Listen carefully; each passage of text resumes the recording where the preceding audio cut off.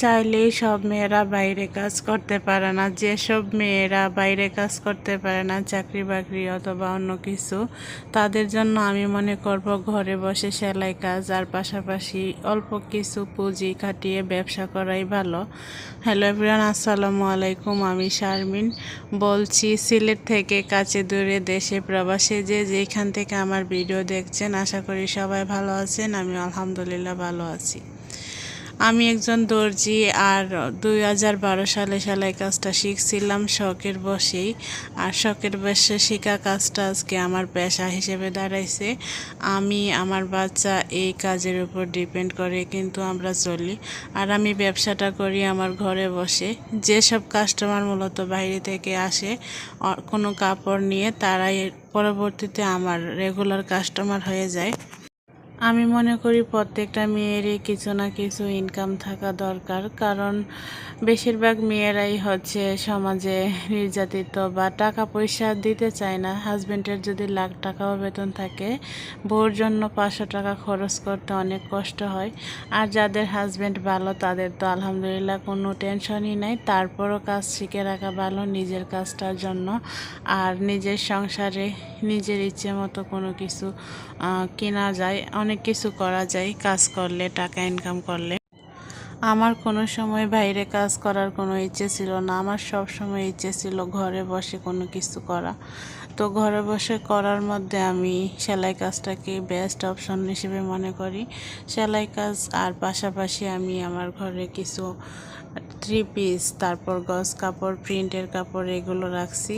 যারা আমার নতুন কাস্টমার আসে, যখন দেখে আমার কাছে কাপড় আছে আর আমার কাজ তারা পছন্দ করে, তার পরবর্তীতে আবার আমার কাছে অর্ডার দেয়, আমার রিপিট কাস্টমার হয়ে যায়।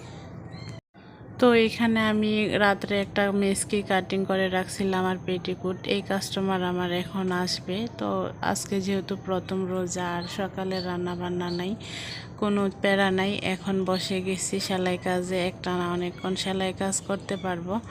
আর আমার ব্যবসাটা কিন্তু এইখানে নতুন, যদিও আমি কাজ শিখছি বা কাজ করি, ব্যবসা করি অনেক দিন যাবৎ, কিন্তু আমি আমার মায়ের বাড়িতে আছি বর্তমানে। আর আমার মায়ের বাড়িতে ডিসেম্বরের 10 তারিখে আমি মাত্র ব্যবসাটা শুরু করছি। তো নতুন হিসেবে আলহামদুলিল্লাহ এইটুকুই, আমি আল্লাহ তাআলার কাছে শুকরিয়া। আস্তে আস্তে অবশ্যই হবে। ভিডিওর এই পর্যন্ত দেখছেন আর একটা লাইক দেন নাই, তাদেরকে একটা রিকোয়েস্ট করব, প্লিজ একটা লাইক দিবেন। আপনার একটা লাইক আমার ভিডিওটা আরও 10 জনের কাছে পৌঁছে দেবে। আর যদি আমার ভিডিও ভালো লাগে, তো আমার চ্যানেলটা সাবস্ক্রাইব করে আমার সাথেই থাকবেন। আমি আমার এই চ্যানেলে আমার সেলাই কাজগুলো শেয়ার করব, কি সেলাই করি ওইগুলোই শেয়ার করব। প্লাস নতুন যারা কাজ শিখতে চায়, তাদেরকেও কিছু কিছু কাজ আমার কাজ দেখলে শিখতে পারবেন, অথবা ব্যবসার আইডিয়া নিতে পারবেন, কিভাবে ঘরে বসেও অল্প পুঁজিতে ইনকাম করা যায়। আমি আমার গল্পটা শেয়ার করব, আপনাদের যদি ভালো লাগে তো আপনারাও কিন্তু করতে পারেন।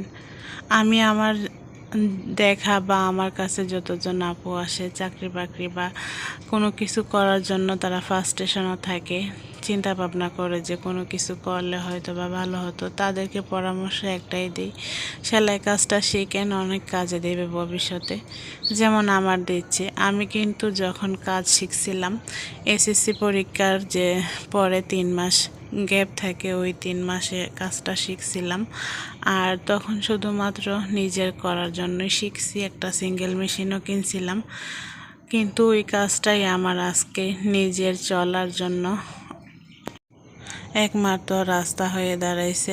আমি নিজের খরচ, আমার বাচ্চার খরচ সব কিছু কিন্তু আমি একাই সামলাই, আমার ব্যবসা প্লাস কাজ দিয়ে। আর আমার দোকান আর বাসা কিন্তু একটাই, আমার ঘরে অন্য কিছু নাই, খাটটা ছাড়া আর সব কিছু হচ্ছে দোকানের।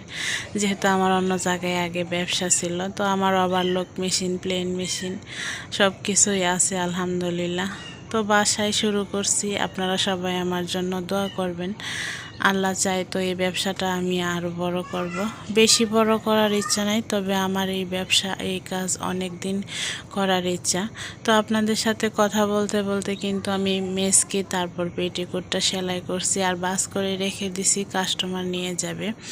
আর এখন হচ্ছে এই ব্যাগটা বার করছি। এই ব্যাগের মধ্যে আমার অনেক টুকরো কাপড় আছে আর এগুলো অযথাই পরে রয়েছে। তো এখন ভাবতেছি একটু কাজ কম আছে, তো কিছু ড্রেস তৈরি করব। সামনে গরম আর হচ্ছে ঈদও আছে, বাচ্চাদের জন্য এই ড্রেসগুলো রেডি করে রাখলে সেল হয়ে যাবে।